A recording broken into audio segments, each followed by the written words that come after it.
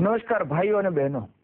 ગુજરાતમાં ભારતીય જનતા પાર્ટીના સુશાસન દરમિયાન વિકાસની જે ચારે તરફ સિદ્ધિ પ્રગતિ થઈ છે તેમાં આપ સૌ ભાગીદાર છો।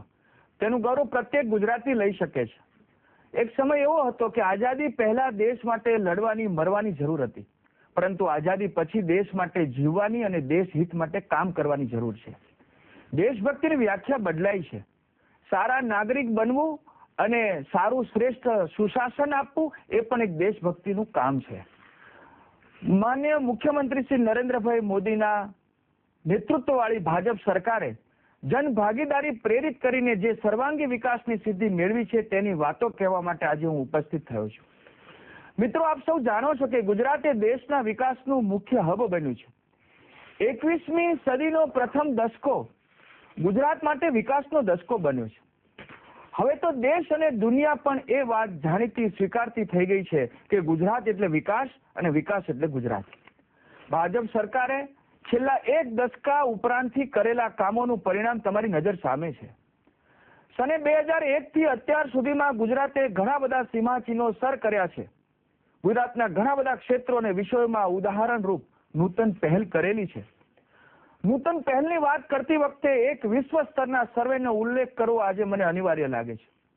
નવેમ્બર 2012ના પ્રથમ સપ્તાહમાં આ અહેવાલ જાહેર થયો કે ગ્લોબલ પ્રોસ્પેરિટી ઇન્ડેક્સમાં ગુજરાત સમગ્ર દેશમાં પ્રથમ નંબરે આવે છે। સોશિયલ કેપિટલ સેક્ટર એટલે કે સામાજિક મૂડી શક્તિની બાબતમાં 142 દેશોના સ્ટડી સર્વેમાં ગુજરાત 15મે સ્થાને આવે છે। અને એટલું જ નહીં, 15મા સ્થાને આવેલા જર્મનીની હરોળમાં ગુજરાતને સ્થાન મળ્યું છે, પરંતુ ભારત છેક 138ના ક્રમે આવે છે, એટલે કે છેલ્લેથી 5મા નંબરે આવે છે। એ આપણા માટે પણ કમનસીબ છે, પરંતુ ગુજરાત દેશમાં સૌથી ઊંચા સમૃદ્ધિ સૂચકાંક સાથે મોખરાનું રાજ્ય હોવાનું આ સર્વેમાં કહેવામાં આવ્યું છે। લંડનની લિગાતુમ ઇન્સ્ટિટ્યૂટ દ્વારા સને 2012માં આ સર્વે હાથ ધરવામાં આવ્યો। ગુજરાત એક દેશનું નાનકડું રાજ્ય હોવા છતાં કેટલાક વિકસિત દેશો કરતા પણ ગુજરાતને અગ્રહરોળના રેન્કમાં સ્થાન મળ્યું છે। આ છે ગુજરાતની નૂતન પહેલનું પ્રમાણ।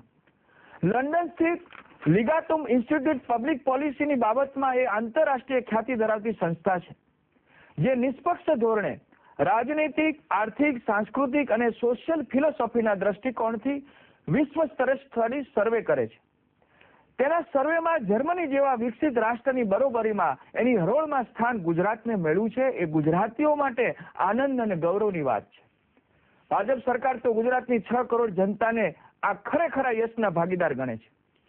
ગુજરાતની નૂતન પહેલને ગૌરવ અપાવે એવા વધુ સમાચાર હમણે જ નવેમ્બર 2012ના આરંભે મળ્યા છે। કેન્દ્ર સરકાર પોતે અને શહેરી વિભાગ અને જનાગ્રહ નામની સ્વૈચ્છિક સંસ્થા દ્વારા ગુજરાતના સૌથી ઝડપથી વિકસી રહેલા સુરત શહેરને best city four e governance તરીકે પ્રથમ ક્રમ આપવામાં આવ્યો છે। દેશમાં 10 લાખથી વધુ વસ્તી ધરાવતા શહેરોની મહાનગરપાલિકાની કચેરીમાં થઈ રહેલી ઈ ગવર્નન્સની કામગીરીને ધ્યાનમાં લઈને જુદા જુદા શહેરોને ગ્રેડ આપવામાં આવ્યા હતા, અને એમાં સૌથી વધુ 54 ગ્રેડ સુરતને મળ્યા છે, જ્યારે મુંબઈને 46 મળ્યા છે, પુણેને 44 અને કોલકાતાને 39 ગ્રેડ મળ્યા છે। મહત્વનું એ છે કે 40થી વધુ બ્રિજના કારણે સુરત શહેરને આજે બ્રિજ સિટીની પણ ઓળખ મળી છે। સુરત શહેર દેશમાં હીરાના વેપાર માટે સૌથી મોટા કેન્દ્ર તરીકે પણ તેની ઓળખ છે। કેન્દ્ર સરકાર અને સંસ્થાએ પણ સુરત મહાનગરપાલિકાને આપવામાં આવતી પ્રાથમિક સુવિધા ઈ ગવર્નન્સની પણ સુંદર વ્યવસ્થા છે એવું પ્રમાણિત કરવું પડ્યું છે। ઈ ગવર્નન્સમાં ટ્રાન્સપરન્સી અને એકાઉન્ટેબિલિટીની બાબતમાં પણ સુરત પ્રથમ નંબરે રહ્યું છે। આ છે આપણી સરકારની નૂતન પહેલ અને ન્યૂ ઇનિશિયેટિવ।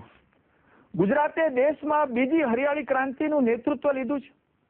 એક તરફ દેશનો કૃષિ વિકાસ દર 3.57% અને ગુજરાતનો કૃષિ વિકાસ દર એક દશકાથી 11% જેટલો સર્વોચ્ચ સપાટીએ રહ્યો છે।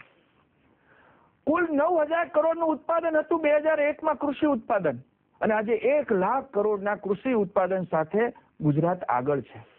દેશમાં કેન્દ્ર સરકારે કોઈ ખેડૂતને કિસાન ક્રેડિટ કાર્ડ આપ્યા નથી,